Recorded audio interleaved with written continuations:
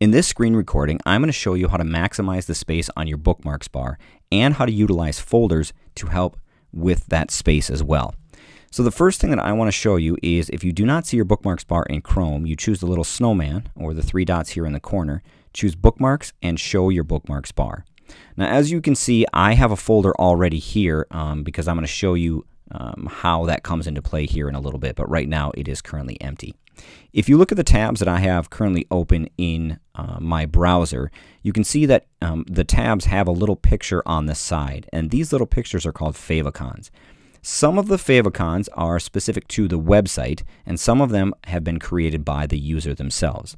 So for example, if you look at my current website that houses my newsletters and other resources that I have available, it is housed on Weebly, and Weebly has their own specific favicon. I do not because I don't have a paid version of Weebly. My podcast is hosted on Anchor, so Anchor is the specific one that is the favicon that is used in the tab. My app has a favicon that I have uploaded for that, so that has a favicon. Edutopia has their own, Common Sense Media, Smart Exchange, EdTech Team, Control-Alt-Delete by Eric Kurtz. He houses his on Blogger, so he has a Blogger one. Ditch That Textbook does not have its own. It uses a generic internet one for that. George Couros' blog, he has his own favicon, and then Twitter and Instagram have their own favicons as well as the default. So to get started creating a bookmark on your bookmarks bar, you just click the little star in the corner of the Omnibox. When you click the star, you can change the name if you want. It does give you a default name, and you can edit that name how you like.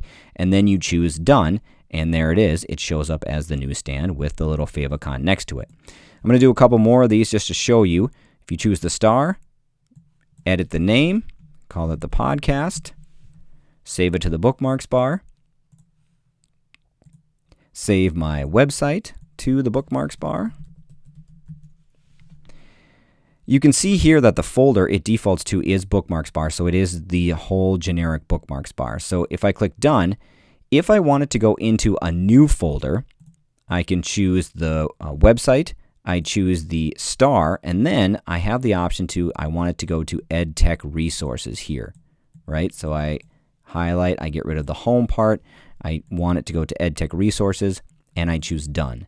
So now you can see it doesn't show up on the bookmarks bar, but it does show up here underneath my folder of EdTech Resources. So that's cool. I'm going to do the rest of these here, and then we'll come back and talk about a little bit more.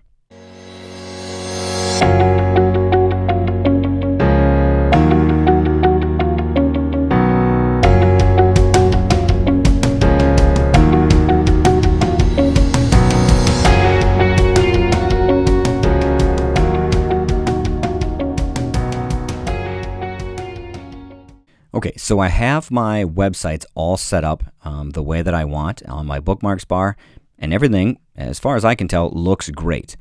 The thing that you want to take into consideration here, though, is we want to maximize our space, because right now over here there's a little arrow, and if we click on the arrow, now we get a drop down, and we have other websites that are off of our bookmarks bar that sometimes we tend to forget about. So if we can put them all right here at the top, right, so that we can see them all, we can really do a great job of maximizing our space on the bookmarks bar.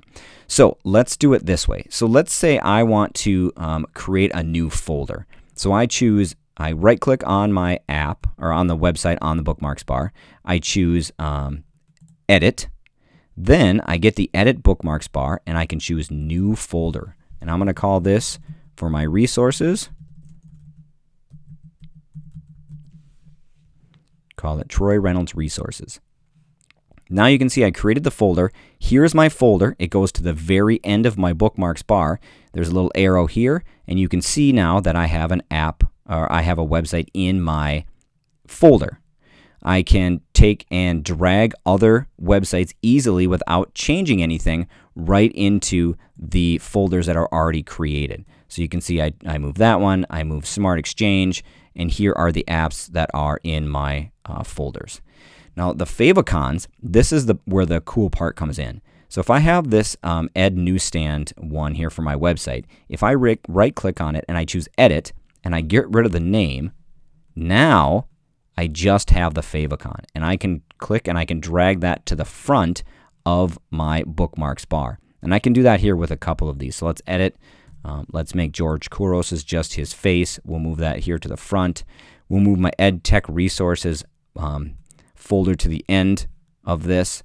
We'll edit Twitter, and we'll edit Instagram as well.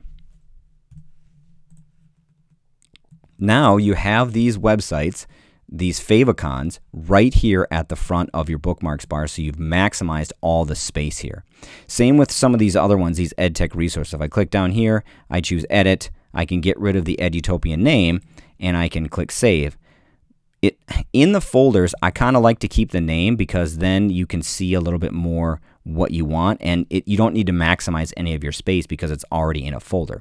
However, if I have EdUtopia outside of the folder, so I just was in the folder and I just dragged it right out of the folder, now it's right here with my favicons. So that is the way that I think to best maximize your bookmarks bar, to utilize all the space and the favicons that you would find on most websites.